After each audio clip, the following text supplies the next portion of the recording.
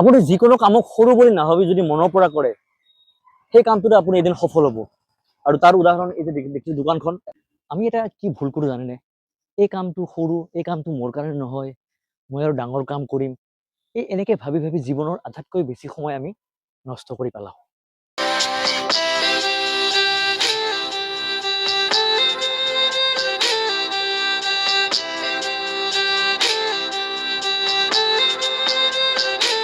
আপুনি যিকোনো কামক সৰু বুলি নাভাবি যদি মনৰ পৰা কৰে সেই কামটোতে আপুনি এদিন সফল হ'ব।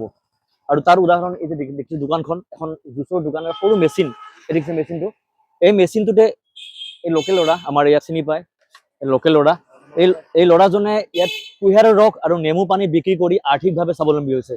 গতিকে আপুনিও পাৰিব, সকলোৱে পাৰিব, কামক সৰু বুলি কেতিয়া নাভাবিব। এখন ধুনীয়া দোকান, আৰু এই লোকেশ্যনটো হ'ল বৰপেটা ৰোড গাহৰি বজাৰ নিয়াৰ ৰমন মাৰ্কেট। আৰু এইখন দোকানৰ নাম হ'ল বড়োচা চুগাৰ কেন লেমন জুইচ লছি ষ্টল। গতিকে আপোনালোকে আহক, এই বাহিৰা কোম্পানীৰ যিবোৰ বটলত বিক্ৰী কৰা ড্ৰিংকছ এইবোৰ খোৱাতকৈ আপোনালোকে যদি কুঁহিয়াৰৰ ৰস খায় বা লেবুৰ পানী খায় বহুত উপকাৰী। আৰু মই ডাইৰেক্ট ইয়াক সুধিম, তোমাৰ নামটো কি আছিল? জন বড়োচা, আমাৰ লোকেল ল'ৰা, বৰপেটা ৰোডৰ ল'ৰা, এজন খিলঞ্জীয়া ল'ৰা হয়, লাজ নকৰি ৰাস্তাৰ কাষত জুচ বিক্ৰী কৰি আছে। গতিকে কামত লাজ নাই, যিকোনো কামতে আপুনি সফল হ'ব পাৰিব। বৰ্তমান আপুনি আৰু মই যিটো কাম কৰি আছো সেই কামটো আৰু আমাৰ যে সপোন, এই দুয়োটা কিন্তু বেলেগ।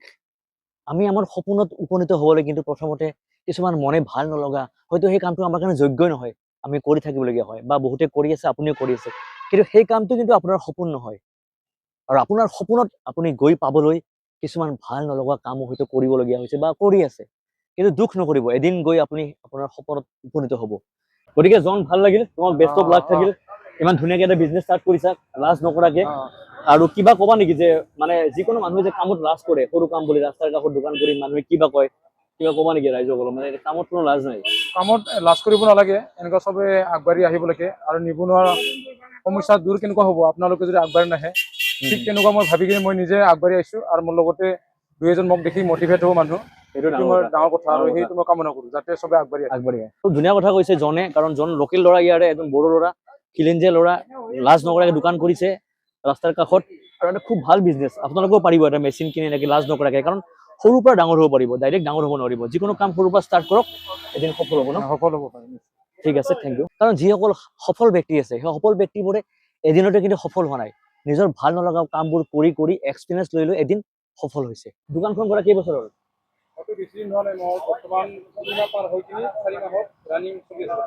কেনেকুৱা বিক্ৰী? 4 মাহ হ'ল দোকান দিয়া জনৰ, গতিকে 4 মাহতে ভাল বিক্ৰী হৈছে। দৈনিক এটা ভাল উপাৰ্জন হয় মোটামুটি ন?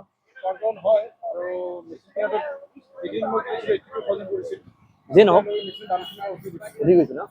গতিকে মেচিনটোত অকণমান দাম লয়, মেচিনৰ পইচা উঠি গৈছে। আৰু এনেকে সি লাজ নকৰাকে কষ্ট কৰি দোকান কৰি আছে বৰপেটা ৰোড গাহৰি বজাৰৰ ৰাস্তাৰ কাষত। গতিকে এটা ভাল উপাৰ্জন কৰিব পাৰে। গতিকে আপুনিও পাৰিব, লাজ নকৰিব কামত, এজন লোকেল ল'ৰা, ছাপোৰ্ট কৰিব। আৰু আপোনালোকৰ যদি লেবু পানী আৰু কুঁহিয়াৰ ৰস খাব খোজে, এইখন দোকান আহিব, বড়োচা চুগাৰ কেন লেমন জুইচ লছি ষ্টল। এইখন একদম গাহৰি বজাৰৰ ৰমন মাৰ্কেটৰ একদম অপজিট। আচ্ছা জন, ইয়াতে তোমালোকৰ কুঁহিয়াৰ ৰস কিমানকে গিলাচ? 20 টকা কৰি বেচি আছে। আৰু লেমু পানী? লেবু পানী 20 টকা কৰি বেচি আছে। 20 টকা। গতিকে এইখন দোকানত আহিব সকলোৱে। লেবু পানী খুব উপকাৰী, বৰ্তমান গৰমৰ দিনত এই বাহিৰা কোম্পানীৰ ড্ৰিংকছ খোৱাতকৈ লেবু পানী খাওক 20 টকাত, এইখন বড়োচা চুগাৰ কেন লেমন জুইচ লছি ষ্টলত। আৰু কুঁহিয়াৰ ৰস আছে 20 টকাত, খুব টেষ্টি। ইয়াত আপোনালোকে আহিব পাৰে, লোকেশ্যনটো বৰপেটা ৰোড গাহৰি বজাৰ।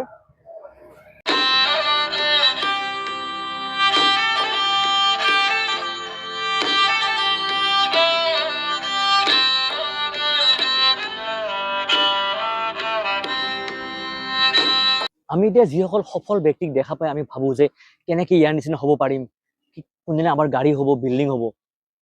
সেইসকল ব্যক্তিয়ে এদিনতে সফল হোৱা নাছিল, সৰু কামৰ পৰা কষ্ট কৰি কৰি ডাঙৰ হৈছিল।